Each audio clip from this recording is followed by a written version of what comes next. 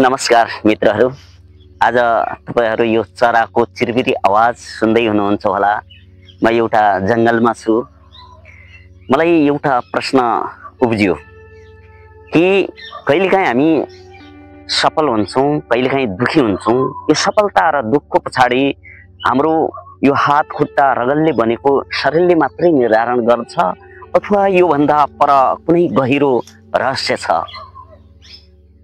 कि मानिस भौतिक हो या अभौतिक हो। पहिलो दृष्टिकोण अनुसार त मानिस भौतिक प्राणी नै हो। यसलाई भौतिक नियमले बाध्दछ। हाम्रो शरीरलाई विज्ञानले पनि प्रमाणित गरेको छ कि यो हात खुट्टा शरीर रगतले बनेको यो एउटा बायोलोजिकल मेसिन हो, जुन हाम्रो मस्तिष्कमा विद्युतीय तरंग पैदा हुन्छ। यसबाट हाम्रो सोच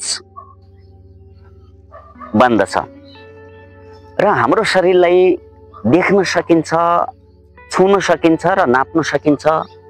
यो हिसाबले विज्ञान हो, भौतिक हो। कि मानिस भोक लाग्छ, सुत्छौं, कहिलेकाहीँ बिरामी पर्दिन्छौं। यो शरीर एक दिन मृत्यु भएर जान्छ। त्यही भएर यो भौतिक हो। तर कहिलेकाहीँ यति हुँदाहुँदै पनि प्रेम कहाँबाट आउँछ, न्यायको भावना कहाँबाट आउँछ, यो चिन्तन र चेतना यो कहाँबाट आउँछ। यसलाई कुनै पनि संसारको प्रयोगशालाले नाप्न सक्दैन। र यसैगरी पूर्वीय दर्शन अनुसार त शरीरलाई नाश्वर मान्दछ, आत्मालाई अविनाशी मान्दछ।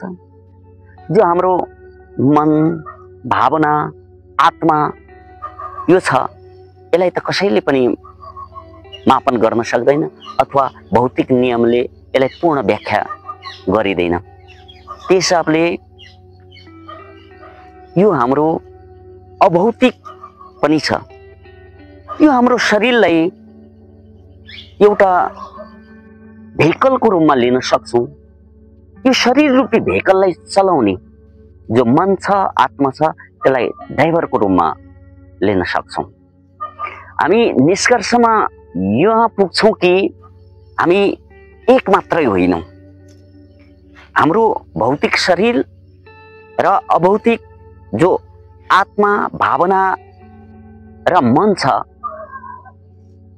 त्यो दुवैको एउटा जटिल एवं अद्वितीय मिश्रण हो। यसमा हामी पुग्नुपर्छ कि कहिलेकाहीँ शरीरमा बिरामी परिदिन्छ कि त्यति बेला मन विचार एकदम कमजोर परेर जान्छ। जब मन र विचार एकदम कमजोर पर्छ त्यति बेला शरीरमा विभिन्न रोग देखा पर्छन्। यो हिसाबले हामी भन्न सक्छौं मानिस भौतिक र अभौतिकको सम्मिश्रण हो। त्यही भएर मित्रहरू, जीवनमा हामीले केवल भौतिकताको पछि मात्रै लाग्नु हुँदैन। भौतिकमा शरीर र अभौतिकमा मन, आत्मा र भावनालाई सँगसँगै मिलाएर सन्तुलित तरिकाले लान सक्यो भने मात्रै जीवन सन्तोषमय बन्छ, परम आनन्दमय बन्छ र सफलता प्राप्त गर्न सकिन्छ।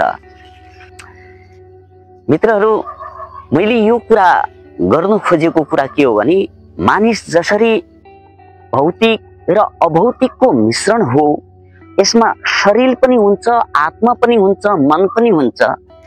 त्यसैगरी सहकारीको पनि शरीर र आत्मा हुन्छ। यो विचारमा मैले दोस्रो भिडियोमा सहकारीको शरीर र सहकारीको आत्माको बारेमा मैले व्याख्या गर्नेछु र त्यो व्याख्या गर्नु पूर्व यो पनि आवश्यक छ है, यसमा टेकेर जानुपर्छ भन्ने हिसाबले मैले यो विषयमा चाहिँ आज एउटा प्रश्न उब्जियो र हजुरहरूलाई के हो जस्तो लाग्छ हजुरहरूले कमेन्ट बक्समा कमेन्ट गरिदिनु होला। या मानव शरीर भौतिक हो या अभौतिक हो या दुईटै मिश्रण हो भन्ने कुरा। अनि त्यसैगरी लाइक, कमेन्ट र शेयर र सब्स्क्राइब पनि गरिदिनु होला। धेरै धेरै धन्यवाद। जय होस्, जय होस्।